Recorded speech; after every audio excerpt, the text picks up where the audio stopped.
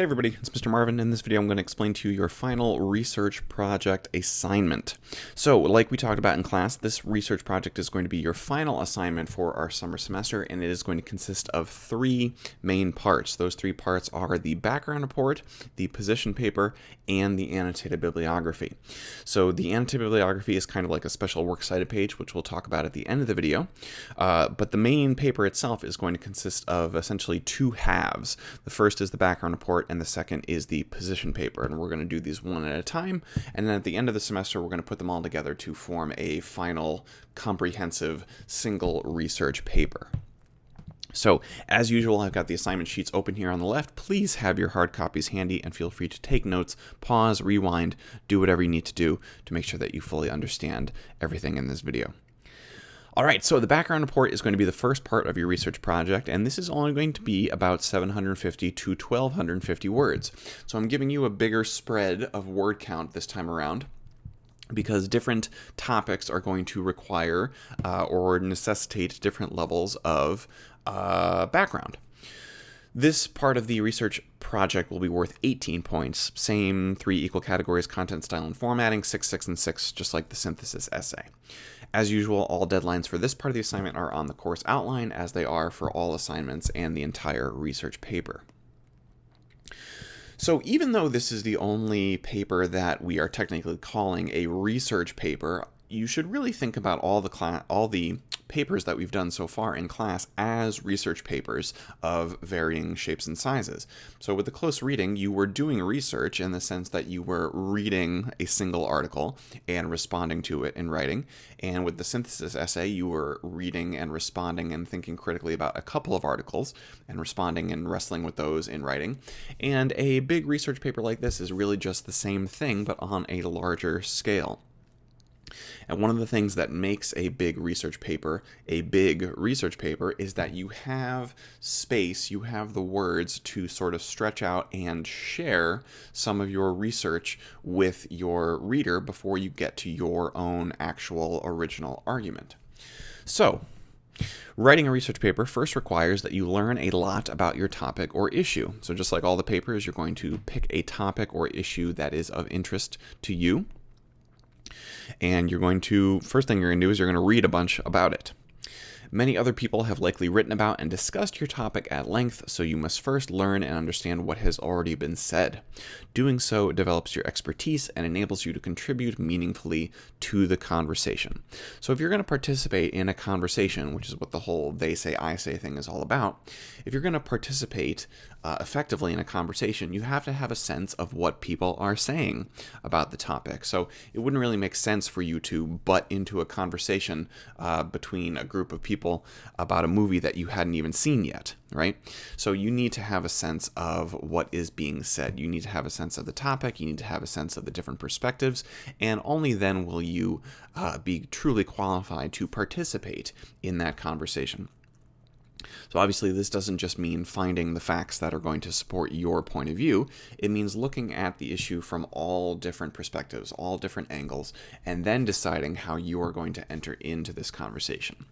And this serves a couple of purposes. Number one, it makes you look like you know what you're talking about, because you're going to demonstrate to your reader that you have done a lot of research and that you have considered this issue from multiple perspectives and not just your own. And it also informs the reader about the different perspectives, right? And allows them to sort of see things for themselves. That is, allows them to pick their own perspective, so to speak. So your assignment for the first part of the research project is to, in a coherent, well-written essay, report on the background of your topic or issue. Kind of self-explanatory. Inform your reader about your topic's history, the most relevant points of view, where things stand today, and anything else they may need to know. In addition to educating your reader, your background report will also establish your credibility and set up your argumentative position paper, which is the second part of the research project. So I want to say right here at the outset that the background report and the position paper are two halves of the same document. They're two halves of the same paper. So when you're writing your position paper in a week or two, you can assume that your reader has read your background report and I guess you could also assume that the people that are reading your background report are also going to read your position paper. So the research project is one project about one topic. We're just tackling them sort of in two different stages to make it a little bit less intimidating. All right, what do I need to say about this? Yeah, so it's self-explanatory, right? The background report is reporting on the background, and this is a little bit different than previous papers in the sense that you are not yet arguing your own position, right? You're going to argue your own position in the position paper, but the background report is about informing your reader and establishing your credibility, and essentially saying to your reader, look, I've read all this stuff. I've read all these different articles. I've looked at all these different points of view, these different perspectives, these different ways of thinking. Let me sort of lay the foundation and give you guys the background or the history or the big picture of my topic so that you understand my argument when we get to it in a few pages. Your background report should do the following. Of course, as always, you don't need to do and you should not do one paragraph per bullet. These are just things that your background report should do in general over the course of your 750 to 1250 words.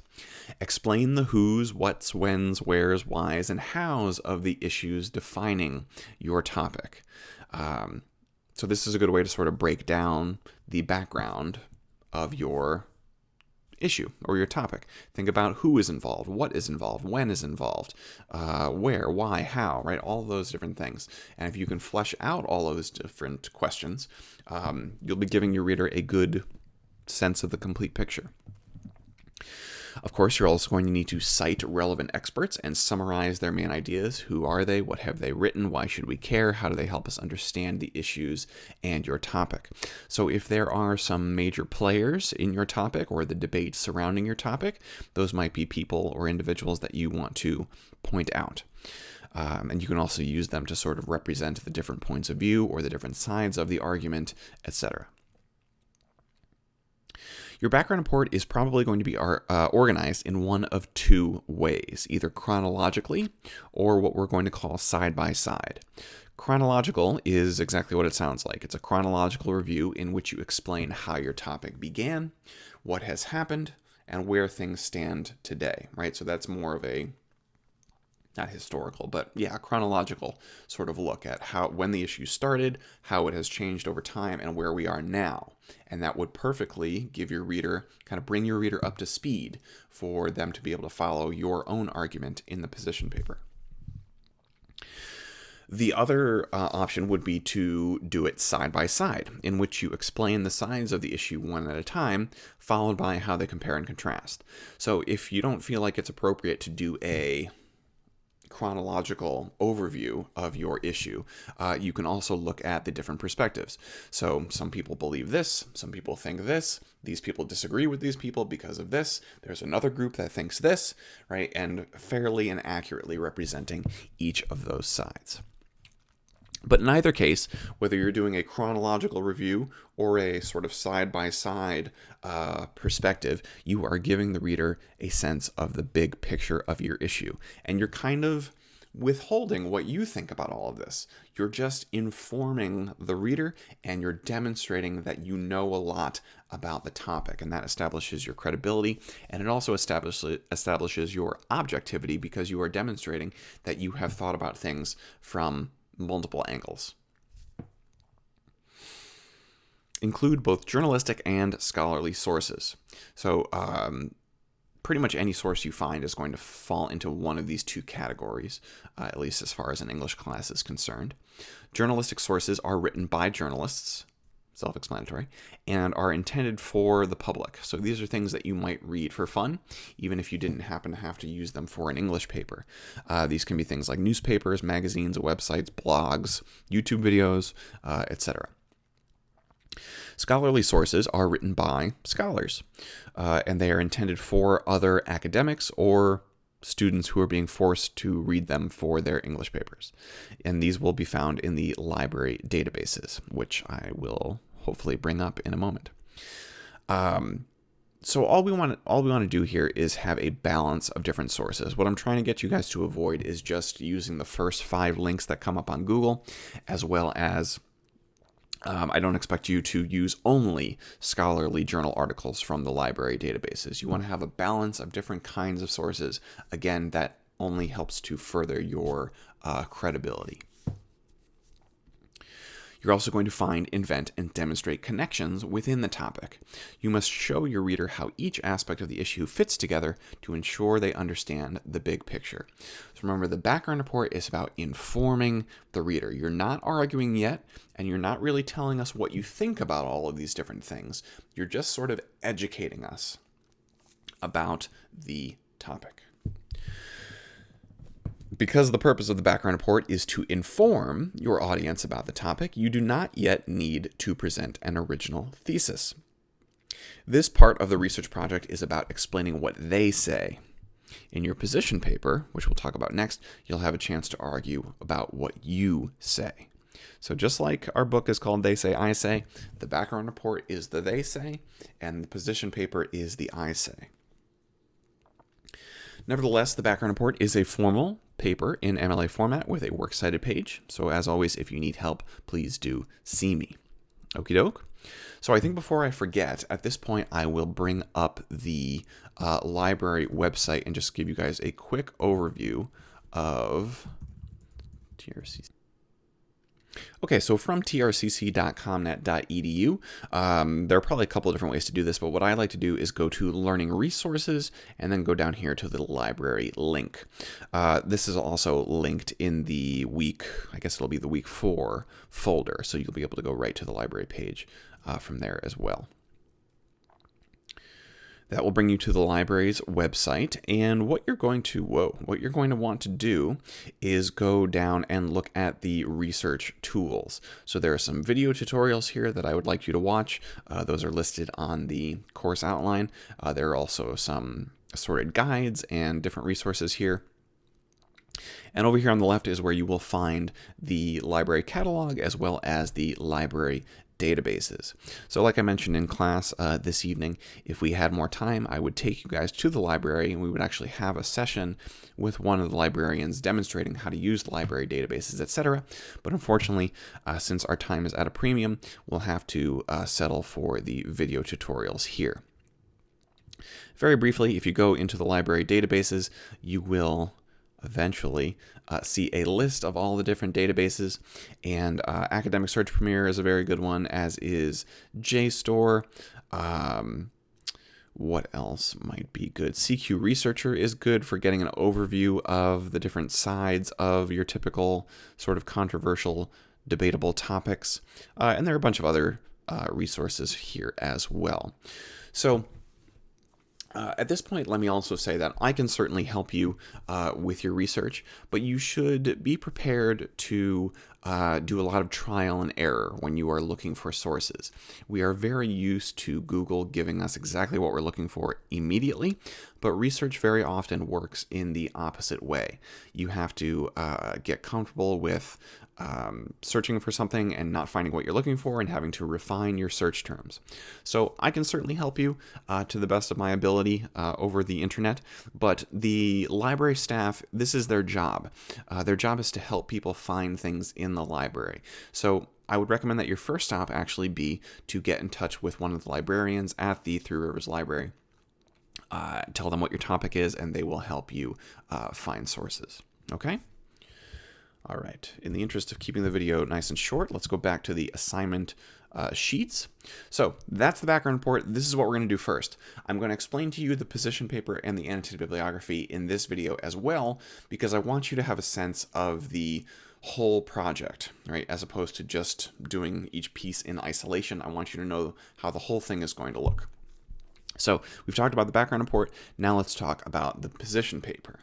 And you probably know what's coming here because, again, it's just They Say, I Say. So the position paper is the second half of your research project. It's going to be a little bit longer, 1,000 to 1,500 words. And because it's a little bit longer, it's going to be worth 21 points instead of 18. All the deadlines are on the outline as usual.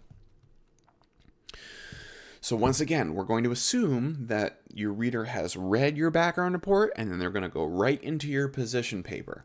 So once you have informed your reader about the who's, what's, when's, where's, why's, and how's of your topic in the background report, you will have educated them and established your expertise.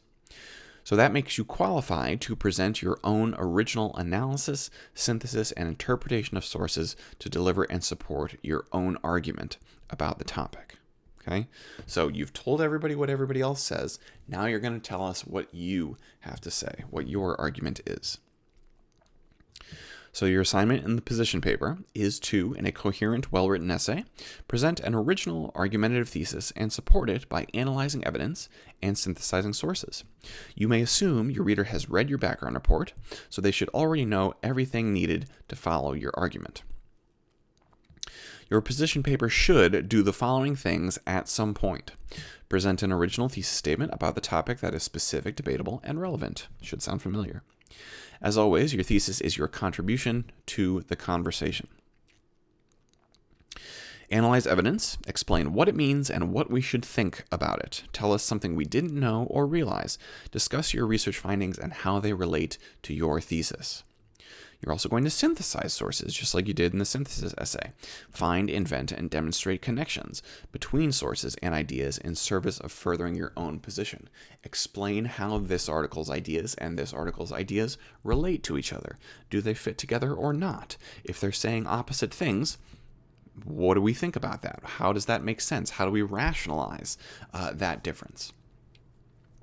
And so forth. Connect your analysis and synthesis to your thesis statement. As always, you always bring your analysis and your synthesis back to your own original thesis.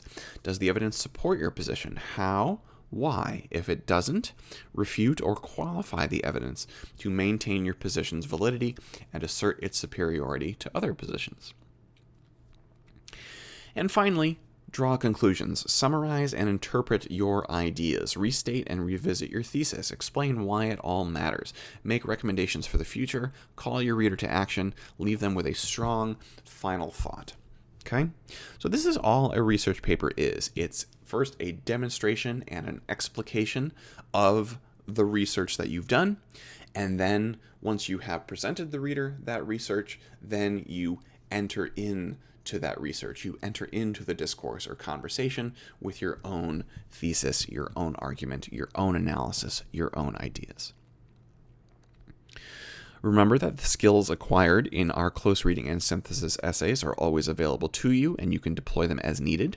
This is not a close reading essay, and it's technically not a synthesis essay per se either, but you can still do rhetorical analysis if you feel like it will help you, and you can obviously and should synthesize if and when you feel it will help you make your own argument. So the purpose of the position paper is to argue your position and to persuade your readers to accept and maybe even adopt your point of view. You established what everyone else says in the background report. Now it is time to tell us what you say. The position paper is a formal, argumentative, analytical, thesis-driven paper in MLA format with a works cited page. As always, if you need help, please feel free to see me, and also please feel free to use the Writing Center. Okay, those of you that have been to the Writing Center, I've gotten reports of that from the Writing Center staff, and I'm always glad to see that extra effort. Okay, so the last part that I want to explain here is the annotated bibliography. So for your background report, when you submit that, and for your final research project, when you put it all together, those will both have works cited pages. But during this whole process, you are also going to compose a annotated bibliography. And we're going to talk about what that is now. Your annotated bibliography should be between 6 to 10 sources long, and that, again, that should be a balance of journalistic and scholarly sources. The annotated bibliography part of your research project is going to be worth 4 points on top of the 21-point position paper and the background report, which is worth 18 points. I recommend starting your annotated bibliography early in your research process. Maintain and update it as you find sources and write your background report and position paper. So your annotated bibliography is kind of like a research log. So you'll want to start your research log as soon as you start your research. Don't try to do your annotated bibliography from start to finish at the end of the process. You'll want to start and add to it little by little. So what is an annotated bibliography? An annotated bibliography is like a deluxe works cited page. It's works cited special edition.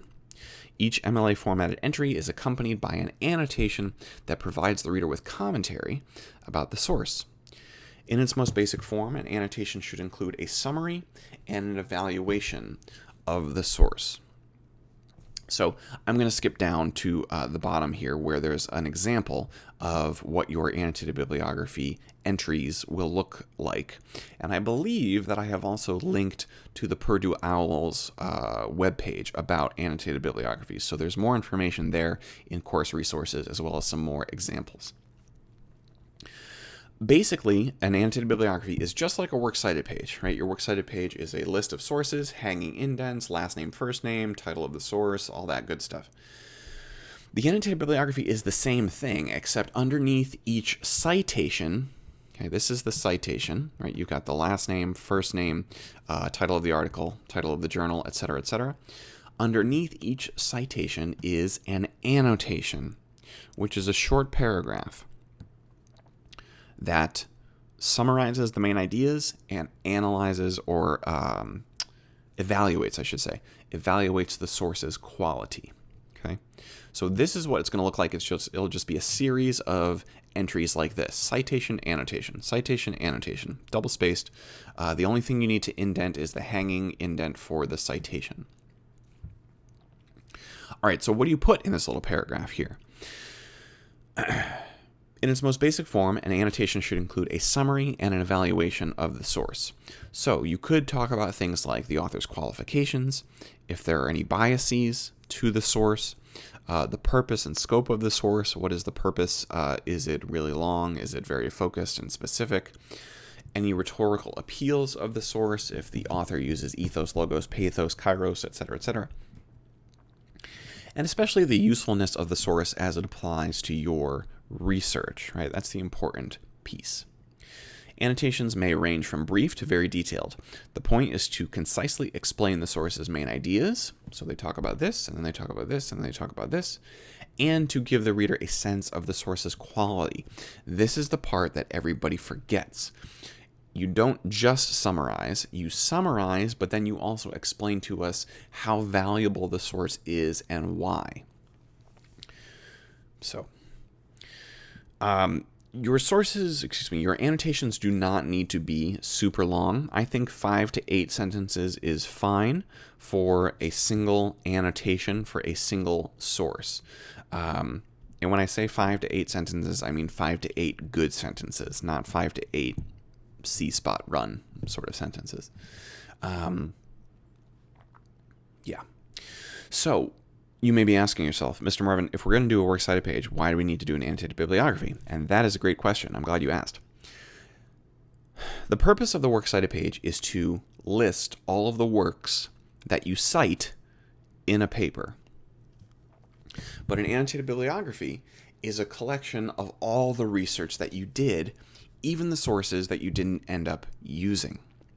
So, this is the big distinction. Not all entries in your annotated bibliography will make it into your research paper and your works cited page. The annotated bibliography is a collection of all the research that you've done, whereas your works cited page includes only the sources used in your paper. So that's why you do both. The works cited page, the annotated bibliography, is all the sources that you looked at, whether you use them or not. The works cited page is all the sources that you actually ended up using. Okay? Now, the reason why we're doing both is because one of the cardinal rules of research is to find more sources than you need. To find more sources than you need. So I want you to find at least 6 to 10 sources for this paper. That doesn't necessarily mean that you have to use all 6 to 10 sources. Okay, but I do think you should probably use at least 4. So that means there are going to be some articles probably that you look at but don't end up using. And that's fine, because the process of evaluating an article, and even if that process leads to you not using the source, that was still a valuable part of refining what your paper is and isn't about. Okay, so that's a very important distinction. Annotated bibliography, all the sources that you find, 6 to 10. Your works cited page, all the sources that you actually end up quoting in your paper, probably 4 to 6. Okay. All right, so just to look at the example really quick, here again is the citation. So this is an article called Improvisational Soloists in Toni Morrison's novel Jazz. And the article was written by Rachel Blumenthal. It appeared in the scholarly journal called Explicator, volume 65, number 4, which was published in summer 2007. It was only a couple pages long. I found it through Academic Search Premier, that's the database, and this is the document identification number. This is the annotation, and it's a very short annotation because I wanted to fit it on one page, but it will still give you a sense of what kind of thing you're going to do in your annotations. So the first sentence says, Blumenthal's analysis discusses the roles of the improvisational solo for each character in Toni Morrison's novel Jazz. What does that sentence do? It is a very short summary of what the article is about, what it says. The next sentence, though the concept of character soloing has validity, the article is convoluted and difficult to follow, resulting in a critique with some good ideas but poor execution. That is a very short evaluation of the source's quality and usefulness for me and my research process. Okay? Again, this is only 2 sentences. I want your annotations to be between 5 and 8 sentences. Okay, to ensure that you adequately summarize and evaluate the source. All right? So that is the research project, and that is your final, your grand finale in terms of the big papers that we're going to do this summer. There are, of course, some other points in addition to these, the last couple of discussion boards, the last couple of rough drafts and peer reviews, but otherwise, that's it. Okay, so if you can believe it, we are in the second half of the course, and we are going to spend the next 3 weeks working on this research project, phase by phase, okay? So if you have any questions about anything I said in this video or anything I did not say in the video, please, as always, post in course questions, and other than that, I will see you guys next time.